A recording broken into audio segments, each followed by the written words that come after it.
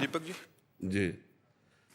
महाराज जी, कई योगी हैं जो भूखे प्यासे रहते हैं और अपनी भूख प्यास को नियंत्रित करते हैं, अर्थात उन्हें अन्नमय कोश की उपयोगिता नहीं होती, केवल प्राण ऊर्जा द्वारा ही देह संचालित करते हैं। अभी मेडिकल साइंस अन्नमय कोश पर ही मुख्यतः काम कर रही है। मेरा प्रश्न है कि महाराज जी, मैं एक एमबीबीएस विद्यार्थी के नाते आगे प्राण विज्ञान जो उपनिषदों में बताया गया है उस पर शोध करना चाहता हूँ। महाराज जी, उसके लिए मुझे किस प्रकार की साधना करनी होगी? हमारे लिए बुद्धि की प्रखरता चाहिए, चाहे जिस विषय पे जाना हो, अध्यात्म में, विज्ञान में, किधर भी जाना हो, हमारे पास बुद्धि प्रखर चाहिए, मतलब तेजस्विनी बुद्धि चाहिए।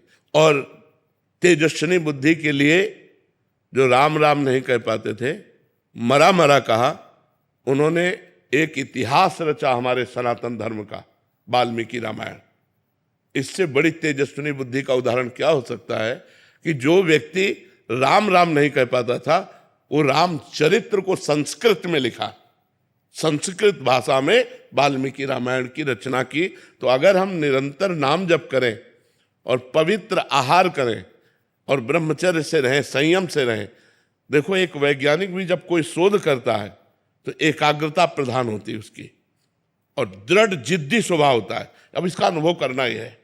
पूरी रात बीत गई, पूरा दिन बीत गया, वो भूख प्यास सब छोड़ देगा, लेकिन अपने जो सर्च कर रहा है वो उस पर वो पूरा मनोयोग देता है। यदि हम मनोयोग दे पाए और नाम जप करें, पवित्र आहार करें, तो हम शास्त्र और विज्ञान जिधर भी जाना चाहेंगे हम बड़े जोर से चले जाएंगे, क्योंकि हमारे पास प्रखर बुद्धि है, पवित्र बुद्धि है।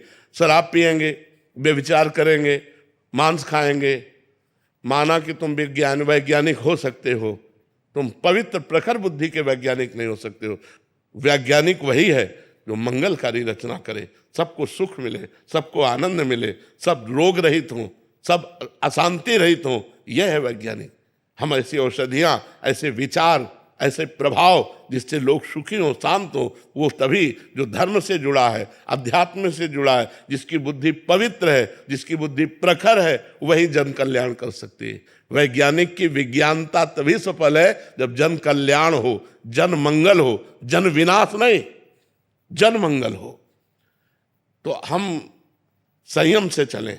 देखो, हर मार्ग का जो, जैसे मकान की नींव, चाहे जितना बड़ा मकान बनाना हो, चाहे जो बनाना हो, नींव मजबूत है ना, बिल्डिंग मजबूत होगी।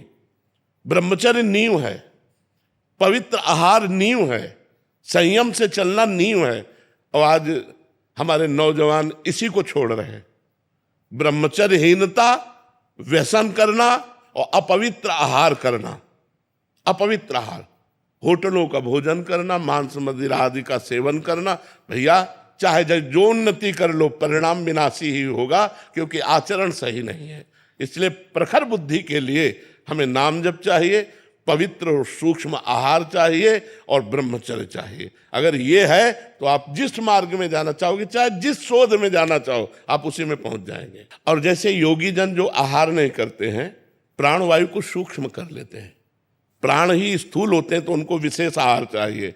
वो प्राणवायु को सूक्ष्म कर लेते हैं तो जल से काम चल जाता है, वायु से काम चल जाता है। जितना प्राण सूक्ष्म होंगे उतने उनको अल्प आहार चाहिए, और अल्प आहार से वो उच्च सामर्थ्य वाले बन जाते हैं। आकाश में उड़ने लग, योग की सिद्धियां हैं। आकाश में उड़ जाना, कई रूपों में विभाजित हो जाना, पत्थर में भी प्रवेश कर जाना, दूसरे की बात सुन लेना। जितना प्राण सूक्ष्म होते जाएंगे उतना ही वो महान होता चला जाएगा। तो प्राण भगवत स्वरूप हैं।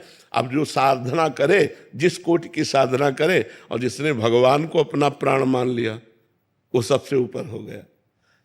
जिसको प्राणनाथ भगवान बन गए, वो सब योगियों से ऊपर हो गया। भगवान ने सब योगियों से बड़ा योगी, अनन्य योगी, भक्ति योगी कहा है, जो भगवान से प्रेम करता है, किसी सिद्धि को भी नहीं चाहता है। इसलिए बहुत अच्छे बनो, नाम जप करो और प्रखर बुद्धिमान बन करके लोक कल्याण, जिससे लोगों का मंगल हो, लोग सुखी हो, लोग आनंदित हो, ये विचार हमारा होना चाहिए, जिससे हमारा विज्ञान सफल हो।